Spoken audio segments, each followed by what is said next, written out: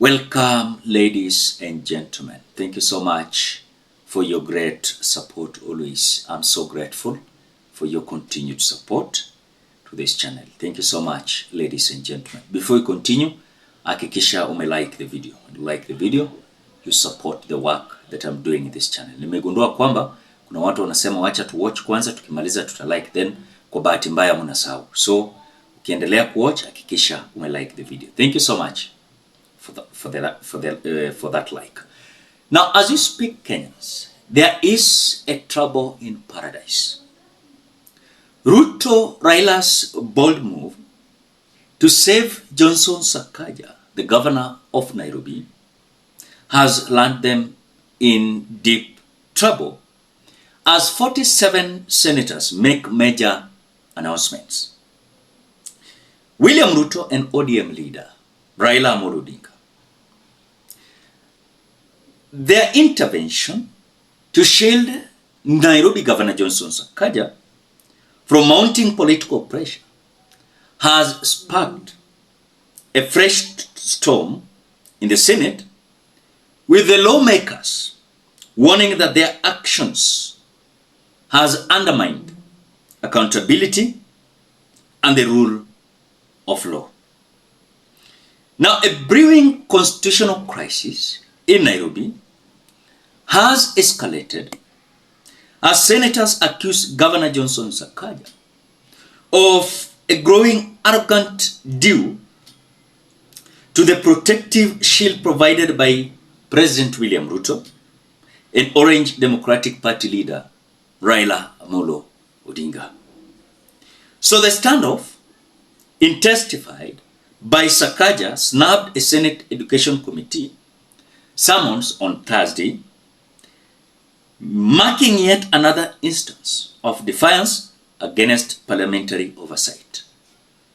Sakaja was scheduled to appear before the committee to account for stalled rollout of One Primary Education Initiative, a flagship program aimed at providing free primary schools or schooling across Nairobi wards. Ladies and gentlemen, before we continue, as you always do, ensure you like the video. When you like the video, you automatically support the work that I'm doing in this channel, because sometimes you watch and you forget liking the video. So this is just a reminder. As you watch, please consider liking the video. Thank you so much for that like.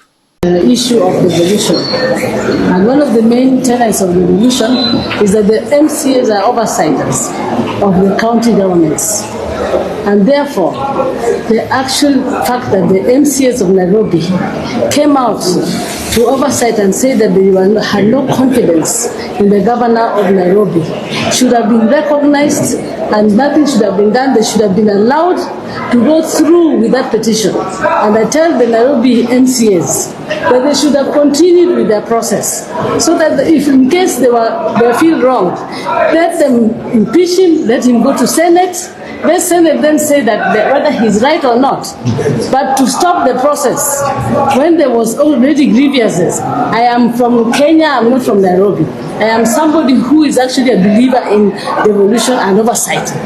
And therefore for me, I feel disappointed in what the Nairobi MCAs have done. They should have gone through the process.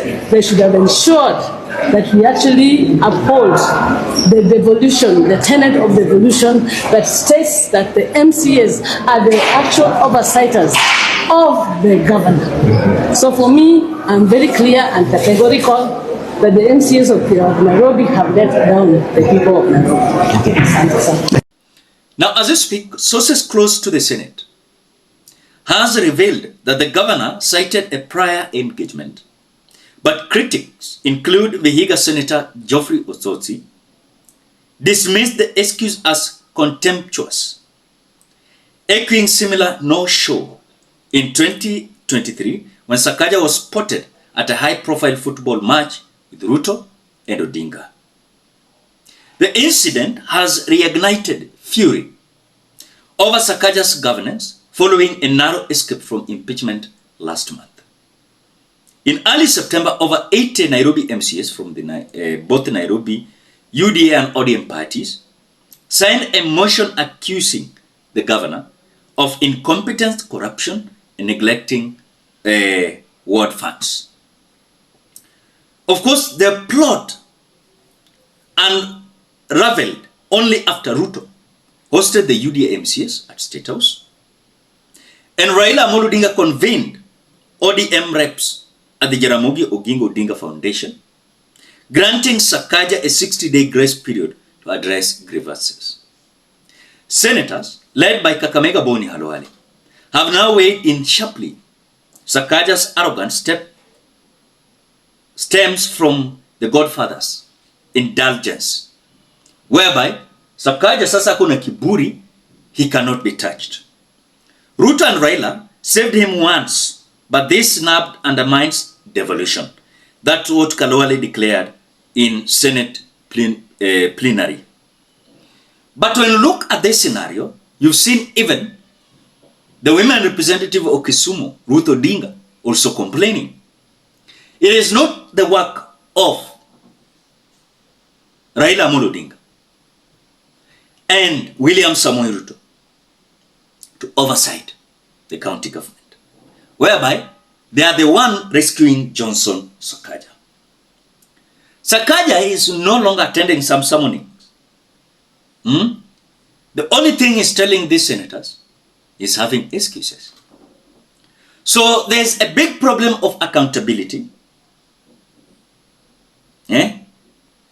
about competency of Sakaja, and of course neglecting ward funds that MCS are complaining about. But when you look at even a lot of scenarios, you'll see that Johnson Sakaja is doing what he understands, because Anaelewa is going to be rescued by Raila and William Ruto. And this has made Nairobi to be a terrible place where you cannot touch Johnson Sakaja. You touch Johnson Sakaja, the Godfathers are ready to rescue him.